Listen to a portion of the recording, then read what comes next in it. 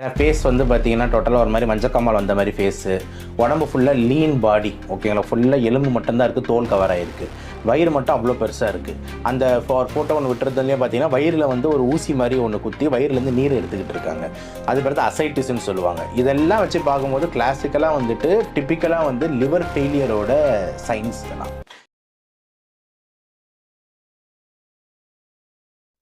Doctor வணக்கம். வணக்கம் sir. Actor Abhinay வந்து பார்த்தீங்கன்னா அவருடைய வயிறெல்லாம் ரொம்ப வீங்கி போயிருக்கு. அவர் வந்து லங்ஸ் இஷ்யூ அப்படின்றாரு. ஆனால் பெரும்பாலும் இன்னைக்கு இருக்கிற பல பேருக்கும் வந்து பார்த்தீங்கன்னா வயிறு அந்த மாதிரியான சைஸில் தான் இருக்குது. ஸோ அப்படி இருக்கும்போது நம்ம எப்படி டிஃப்ரென்ஷியேட் பண்ண முடியும்? இல்லை நார்மலாக இருக்கிறவங்க வயிறுக்கும் அவர் வயிறுக்கும் சம்மந்தமே கிடையாது. அவர் வந்து உடம்புலே பார்த்தீங்கன்னா உடம்பு ஃபுல்லாக ஒரு மாதிரி எலும்பு கூடு மாதிரி ஸ்கெலிட்டனாக இருக்கார். வயிறு மட்டும் தனியாக உப்பி இருக்கு. புரியுதா நான் சொல்கிறது? ஓகே. ஒன்று. ரெண்டாவது வந்து பார்த்தீங்கன்னா அவருக்கு லங்ஸில் இஷ்யூவில் லிவரில் இஷ்யூ. ஓகே. ஏன்னா அவரோட தொந்தரவுலாம் பார்க்கும்போது கண்டிப்பாக லிவர் தான் பாதிக்கப்பட்டிருக்குன்றது வந்து தெரியுது, பார்த்தாலே தெரியுது.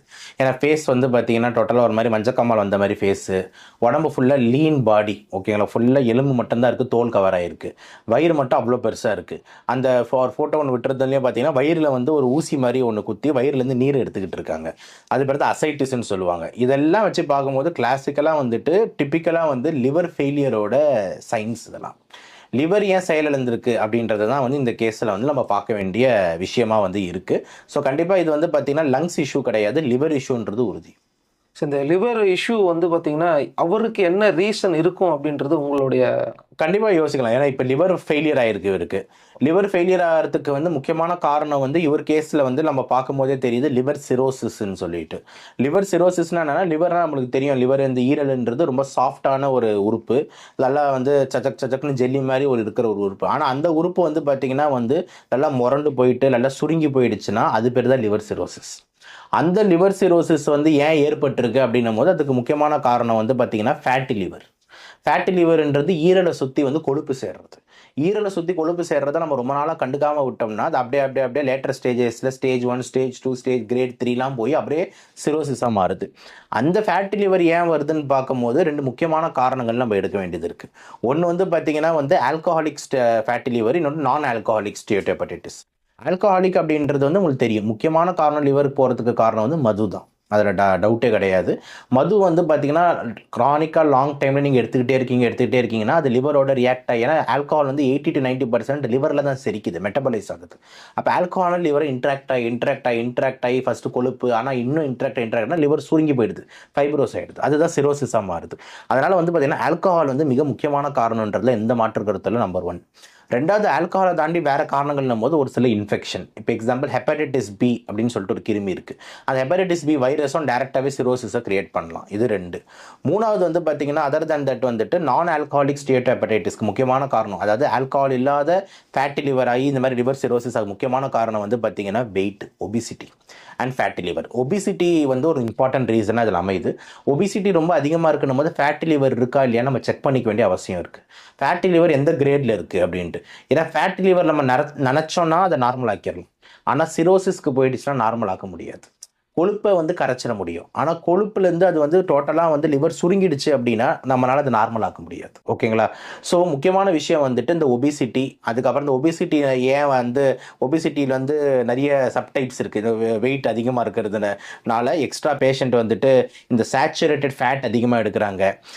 அதே மாதிரி வந்துட்டு இந்த உடல் பயிற்சி செய்யாமல் இருக்காங்க, ஒரு சில மாத்திரைங்க, இது எல்லாமே வந்து ஃபேட்டி லிவரை தூண்டுற விஷயமா இருக்குது. அதனால் வந்து பார்த்திங்கன்னா காரணங்கள்னு எடுத்துக்கிட்டிங்கன்னா மது தான் முதல், இன்ஃபெக்ஷன் ஹெப்படைட்டிஸ் பி 2, மூணாவது வந்து பார்த்திங்கன்னா இந்த ஒபிசிட்டி அண்ட் இந்த ஃபேட் டேரெக்டாகவே படிக்கிறதுன்றது 3. இதெல்லாம் தான் இந்த ஃபேட்டி லிவருக்கு முக்கியமான காரணமாக இருக்குது. நார்மல் செக்அப் போகிறவங்க கூட வந்து ஒரு வார்த்தை சொல்கிறாரு, நான் இன்றைக்கி நிறைய ரேடியாலஜி பண்ணதில் 80% வர்றவங்க எல்லாமே ஃபேட்டி லிவரோட தான் இருக்காங்க, இது எப்படி வருதுன்னே தெரில அப்படின்னு சொல்கிறாருல்ல சார்? கண்டிப்பாக வந்துட்டு ஆல்கஹால் இல்லாமல் வெறும் லைஃப் ஸ்டைல் ப்ராப்ளம்னாலே ஃபேட்டி லிவர் ஆரம்பிச்சிடும், அதில் டவுட்டே வேண்டாம்.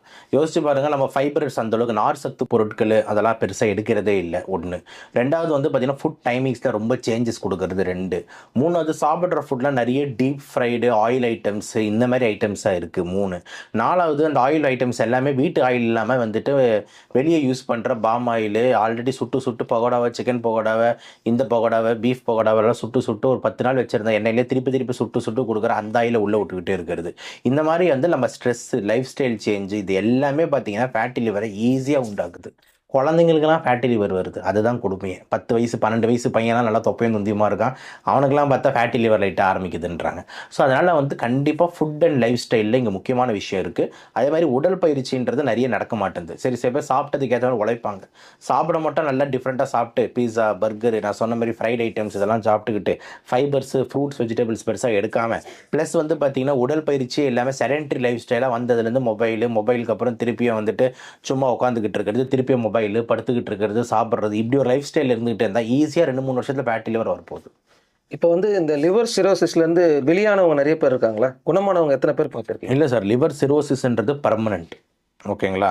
சிரோஸ் ஆயிடுச்சு அப்படின்னா வந்துட்டு கொஞ்சம் அவங்க வந்து எந்த அளவுக்கு லிவர் சுருங்கி இருக்கு அப்படின்றது ஒன்று, சுருங்காமல் எவ்வளோ பகுதி இருக்குன்றது ஒன்று. சுருங்கின பகுதியை ஒன்றும் பண்ண முடியாது. ஆனால் சுருங்காத பகுதியை ஃபர்தராக சுருங்காமல் காத்துக்கலாம். புரிஞ்சிருச்சா சொல்கிறது? ஃபுல் ப்ளோன் லிவர் சிரோசிஸ்னால் மொத்த லிவரும் சுருங்கிடுச்சுன்னு அர்த்தம். அந்த மாதிரி கேஸெல்லாம் ஒன்றுமே பண்ண முடியாது. ஓகே, ஸோ அதனால தான் சொல்கிறேன், லிவர் சிரோசிஸ் அந்த சுருங்கிறதுக்கு விடாதீங்க. இந்த லிவரை சுற்றி ஃபேட் இருக்கிற ஸ்டேஜ்லேயே அதை வந்து டீல் பண்ணுங்கள். இதை விட்டுட்டிங்கன்னா அதுக்கு போயிடுச்சுன்னா அப்புறம் ஃபெயிலியர். ஸோ அதனால் அதுக்கு விடாதீங்க அப்படின்றதுனால தான் இந்த ஃபேட்டி லிவர் டைம்லேயே நம்ம வந்து கான்ஷியஸ் ஆகி டயட்டை மாற்றி லைஃப் ஸ்டைலை மாற்றுறது ரொம்ப முக்கியமாக இருக்குது. எந்த டைமுக்குள்ளே சாப்பிட்டு தூங்குனா அது கரெக்டாக அந்த லிவர் ஃபங்க்ஷனுக்கும் நம்ம எதுவும் டிஸ்டர்ப் பண்ணாமல் இருக்கலாம்? கண்டிப்பாக சார், நீங்கள் காலையிலேருந்து ஒரு ஈவினிங் வந்து இந்த பயாலஜிக்கல் சன் கிளாக்கை நீங்கள் ஜாலியாக ஃபாலோ பண்ணலாம். ஸோ காலையில் வந்து நீங்கள் 6-7 மணிக்கு நீங்கள் ஆரம்பிக்கிறீங்கன்னா வந்துட்டு பிரேக்ஃபாஸ்ட் ரொட்டீனாக 8 மணிக்கு எடுக்கிறது, திருப்பி லஞ்ச் 12-1 மணிக்கு எடுக்கிறது. அதே மாதிரி ஈவினிங் வந்து பார்த்தீங்கன்னா ஒரு 7, ஓகேங்களா, அந்த டைம்லேயே முடிச்சிட சொல்கிறாங்க. 7க்கு மேலே வந்து எடுக்காதீங்கன்றாங்க. இன்னும் கொஞ்சம் கரெக்டாக போனீங்கன்னா வந்துட்டு இந்த சன் செட் டைம்லேயே அதுக்கப்புறம் டோன்ட் புட் எனிதிங் இந்த ஸ்டமக்குன்றான். ஆனால் இப்போ நம்ம ஏதோ இருக்கிற காலகட்டத்தில் பார்த்தீங்கன்னா கொஞ்சம் நைட் லைஃப் அதிகமாகிட்டு இருக்குது. ஸோ நைட் லைஃப் அதிகமாகிட்டு இருக்கும்போது நைட்டு சாப்பிட்றது கொஞ்சம் அதிகமாக ஆகுது. 9 மணிக்கு மேலே சாப்பிட்றது, 10 மணி, 9 மணிங்க எல்லாம் 12 மணிக்கு சாப்பிட்றது, 1 மணிக்கு சாப்பிட்றது. 1 மணிக்கெல்லாம் பிரியாணி கடையிலாம் கூட்டம் அள்ளுது. ஓகேங்களா, நம்ம மிட் நைட் பிரியாணி, இந்த பிரியாணி அப்படின்ட்டு. ஸோ அதனால் வந்து பார்த்திங்கன்னா டோட்டலாக பயாலஜிக்கல் கிளாக்கை நம்ம ஃபாலோ பண்ணுறதில்ல. அதனால் வந்து எதுவும் எஸ்பெஷலி நைட்டு சாப்பாடு தான் மெயின்ன்றான். காலைல நல்லா சாப்பிடுன்றான். ஏன்னா ஈட் அஸ் அ கிங் இந்த மார்னிங்னுவான். நைட்டு பெக்கர் மாதிரி சாப்பிடுன்னுவான். ஓகே, நைட்டு பிச்சைக்கார மாதிரி சாப்பிட்டு காலைல வந்து ராஜா மாதிரி சாப்பிடுங்க அப்படின்வாங்க. ஏன் அப்படின்னா காலையிலேருந்து உங்களுக்கு நீங்கள் சாப்பிட்றது எல்லாமே மெட்டபலைஸ் ஆகும், செரிக்கும், டே டு டே ஆக்டிவிட்டிக்கு தேவை. ஆனால் நைட்டு நீங்கள் சாப்பிட்றது எல்லாமே வந்து பார்த்தீங்கன்னா ஹெச்எம்ஜி ரெக்டஸ் என்சைம் இருக்கிறதுனால கொலஸ்ட்ரால் கன்வர்ஷன் இருக்கும்.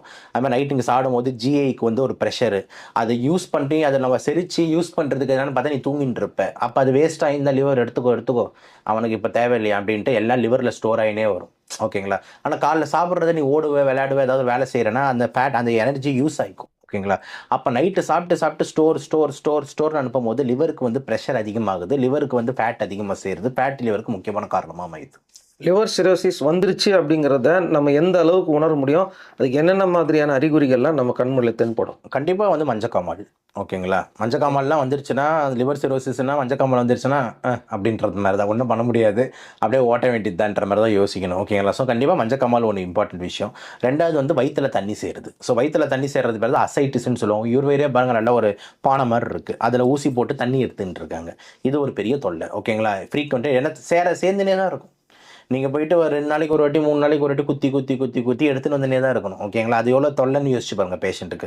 ஸோ வந்து ரெண்டாவது வந்து வயிறு ரொம்ப பெருசாகி தண்ணி சேர்றது, கால் வீக்கங்கள் அடையிறது, கால் வீக்கத்துலேருந்து இன்னும் கொஞ்சம் அதிகமாகி முட்டி வரைக்கும் வீக்கம், தொட வரைக்கும் வீக்கம், அதுக்கப்புறம் வந்து மேலோட அந்த பால்ஸ் பகுதி, ஜெனிட்டல்ஸ் பகுதியெலாம் வீக்கமாக வருது, அந்தளவுக்கு வீக்கம் ஏறும். ஓகேங்களா, மஞ்சக்காமால் உடம்பு ஃபுல்லாக அரிக்குதுன்னு சொல்லிட்டு அந்த பிப் எடுக்கிறதுன்னு சொல்லுவாங்களா, அந்த மாதிரி அரிக்கிறது ரொம்ப அதிகமாக இருக்கும். ஏன்னா மஞ்சக்காமால் இருந்தால் அரிப்பு அதிகமாக இருக்கும், வெயிட் பயங்கரமாக குறையும். ஓகேங்களா, இவர் பாருங்கள் ஃபோட்டோ, அந்த மாதிரி ஃபேஸ் எல்லாம் பாடியெல்லாம் ஸ்கெலிட்டன் மாதிரி மாறிடும், வயிறு மட்டும் பெருசாக இருக்கும். இது எல்லாமே வந்து அறிகுறிகளாக அமையுது சிரோசிஸ் மற்றும் லிவர் ஃபெயிலியருக்கு. நிறைய பேர் வந்து பார்த்தீங்கன்னா ஆல்கஹால் எடுத்துக்கிறவங்களுக்குலாம் வந்து ஃபேட்டி லிவர் இருக்குது. ஆனால் கண்டினியூவாக அவங்க வந்து ஒரு 10 வருஷம் 20 வருஷமும் கூட வந்து பார்த்தீங்கன்னா சாப்பிட்டே இருப்பாங்க. நீங்களே பார்த்துருப்பீங்கன்னு நினைக்கிறேன். கொஞ்சம் ஏஜ்டு பர்சன்ஸ் வந்து அவங்க வந்து எப்படி இதை வந்து சர்வே பண்ணுறாங்க, அவங்க அடுத்த லெவல் போகாமல்? அதுதான் சார், எல்லாரோட பாடி ஜெனட்டிக்ஸும் ஒன்றும் கிடையாது சார். சில பேர் வந்து நல்லா குடிக்கிறாங்க, நம்ம பார்ப்போம் வந்து இந்த கூலி தொழிலாளர்கள்லாம் வந்து அந்த மாதிரிலாம் பண்ணுவாங்க.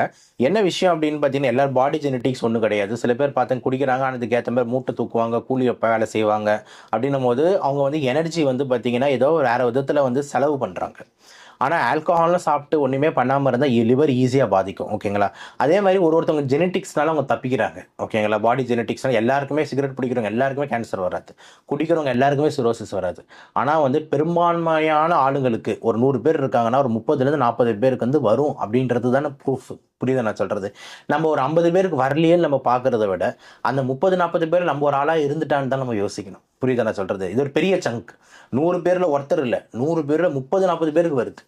அப்படியே குடிக்கிறவங்க இந்த அளவுக்கு குடிக்கிறவங்க 100 பேர் 30-40 பேருக்கு வருது அப்படின்னும் போது ஈஸியாக இப்போ நிறைய பேருக்கு வருதுன்னு அர்த்தம். ஓகேங்களா? ஒரு 40-50 பேரில் நானும் எஸ்கேப் ஆகிட மாட்டான்னு எப்படி யோசிக்க முடியும்? ஓகே, 50க்கு 50 பேர் காலியாக வரான் அப்படின்ற மாதிரி இருந்ததுன்னா அப்போ வந்து ரொம்ப ரொம்ப டேஞ்சரான விஷயம். அதனால வந்து யாரோ ஒரு தாத்தா குடிச்சிக்கிட்டு இருக்காரு, இல்லை ஒருத்தவங்க அவங்க நல்லா இருக்காங்களே அப்போ நானும் நல்லா இருப்பேன்னு சொல்லிட்டு தப்பு கணக்கு போட்டிங்கன்னா கடைசியில் ஏமாறுறது நம்மளாக தான் இருப்பான். ஓகேங்களா? அதனால் தயவு செஞ்சு வந்து அந்த ரிஸ்க் எடுக்க வேண்டாம். ஆல்கஹால் பொறுத்த வரைக்கும் வந்துட்டு ரொம்ப ரேர், இன் மாட்ரேஷன், வெள்ளங்கார ஸ்டைலில் குடிக்கணும். ஓகேங்களா? அவன் தேவைனா எப்பயாவது ஒரு வாட்டி குடிப்பான். ஒரு பார்ட்டினா சோஷியல் ட்ரிங்கிங்னு சொல்லுவான். ஒரு ஸ்மாலாக தாண்ட மாட்டான். ஒரே ஒரு ட்ரிங்கை வச்சுக்கிட்டு 1 மணி நேரம் 2 மணி நேரம் உட்காந்துக்கிட்டு ஜாலியாக பேசிக்கிட்டு கடலை போட்டுக்கிட்டு இருப்பான். இதெல்லாம் யோசிக்கணும். நம்ம ஊரில் ஒரு குவார்ட்டர் வச்சவொடனே நம்ம ஆளுங்க எப்படி குடிக்கிறாங்கன்ற மாதிரி நிறைய வீடியோஸ் பார்த்துருக்கோம். ஓகேங்களா? ஊற்றிடாத இல்லை அப்படி இப்படின்னு சொல்லிட்டு அவ்வளோ இதுவாக இருக்கும். அப்போ அவ்வளோ ட்ரிங்கிங்ன்றது அவ்வளோ ஈஸியாக நிறைய இருக்கும் போது ரொம்ப டேஞ்சர். ஓகே, அதே மாதிரி குவாலிட்டி ஆஃப் ஆல்கஹால் இதை பற்றியும் பேசணும். இந்த மாதிரி நிறைய விஷயங்கள் இருக்குது. சரிங்க, ஓகே சார். இப்போ இதை சொல்லிட்டீங்க. இப்போ இது ஆல்கஹாலே எடுக்காத ஒரு பர்சன் இருப்பாங்களா சார்? அவங்களுக்கு என்ன சொல்ல விரும்புறீங்க? ஆல்கஹால் எடுக்காத பர்சன் பொறுத்த வரைக்கும் கண்டிப்பாக நம்ம செடென்ட்ரி லைஃப் ஸ்டைல் அப்படின்னு ஒரு ஹெட்டிங் தான் போடணும். செடென்ட்ரி லைஃப் ஸ்டைல் இல்லாமல் இருந்தால் ஃபேட்டி லிவர் வர்றதுக்கு வாய்ப்பே கிடையாது. ஓகேங்களா? செடென்ட்ரி லைஃப்ல என்னன்னா உட்காந்த இடத்துலேயே வேலை செஞ்சுக்கிட்டு இருக்கிறது, வேலை செஞ்சு முடிச்சோன்னா எந்த உடற்பயிற்சி இல்லாமல் உடனே படுத்து தூங்கிக்கிறது, அதேமாதிரி சாப்பாடு வந்து அன்டைமிங்ஸில் சாப்பிட்றது, இது எல்லாமே வந்து பார்த்திங்கன்னா it easily contribute to fatty liver. அப்போ ஆக்டிவாக நம்ம ஓடணும், ஓடியாரணும், வரணும், போகணும், இந்த மாதிரி வந்து நம்ம வேலையில் இருக்கணும். ஒரு 1/2 hour 45 minutes டெய்லி ஒரு பிரிஸ்க் வாக்கிங், ஃபாஸ்ட் வாக்கிங் நம்ம கண்டிப்பாக கொடுத்தாகணும். சாப்பாடுலேயும் முடிஞ்ச அளவுக்கு வந்துட்டு இந்த சேச்சுரேட்டட் ஃபேட்ஸ் இதெல்லாம் வந்துட்டு எடுக்காமல் இருக்கிறது, நைட் டைம் சாப்பாடு டைமிங்கை மாற்றுறது, இதெல்லாம் தான் வந்து இந்த செடென்ட்ரி லைஃப் ஸ்டைலுக்கு நம்ம கொடுக்குற அட்வைஸாக இருக்குது. லாஸ்ட் கேள்வி சார். இதே மாதிரி ஒருத்தருக்கு வந்து ஃபேட்டி லிவர் வந்து அவர் என்ன வீடியோ போட்டிருக்காரு, அவர் வயிறு ரொம்ப பெருசாக இருக்குது, தொடர்ந்து வந்து பார்த்தீங்கன்னா அவர் அந்த நீங்கள் சொன்ன மாதிரி லைஃப் ஸ்டைல் எல்லாத்தையும் மாற்றி ஹெல்த் கான்ஷியஸ் ஆனதுக்கப்புறமா திரும்பவும் ஸ்லீக் ஆகிட்டாரு. அது பாசிபிளா சார்? அது கண்டிப்பாக பாசிபிள். ஃபேட்டி லிவர் ரிவர்ஸ் ஆகும். ஓகேங்களா? சிரோசிஸ் போயிட்டா ஆகாது. அதனால தான் நான் சொல்கிறேன், ஃபேட்டி லிவர் இருக்கும் போதே கண்காணித்து சுதாரித்து நம்ம நார்மலாகிக்கோங்க. சிரோசிஸ் வரைக்கும் விடாதீங்க. சிரோசிஸ் ஆகிடுச்சுன்னா permanent damage, irreversible damage. Fatty லிவர்ன்றது நம்ம கையில் இருக்குது. இப்போ என் வெயிட் என் கையில் இருக்குது. இப்போ நான் நினச்சா நல்லபடியாக உடற்பயிற்சி பண்ணி ஒரு 60-70 கிலோவுக்கு வர முடியும். ஓகேங்களா? ஆனால் உறுப்பு டேமேஜ் ஆகிடுச்சுன்னா அது பர்மனெண்ட். ஃபைனலாக வந்து டிரான்ஸ்பிளான்ட் பண்ணால் மட்டும்தான் இவரை வந்து பாசிபிள். கண்டிப்பாக டிரான்ஸ்பிளான்ட் தான் ஒரே ஆப்ஷனாக இருக்கும். ஓகேங்களா? டிரான்ஸ்பிளான்ட் ஆனால் அவ்வளோ ஈஸி கிடையாது. லிவர் கிடைக்கணும், லிவர் ஒத்துக்கணும், பொருளாதார சூழ்நிலை, 50-60 லட்சம் செலவு, இந்த மாதிரி நிறைய சிக்கல்கள் இருக்குது.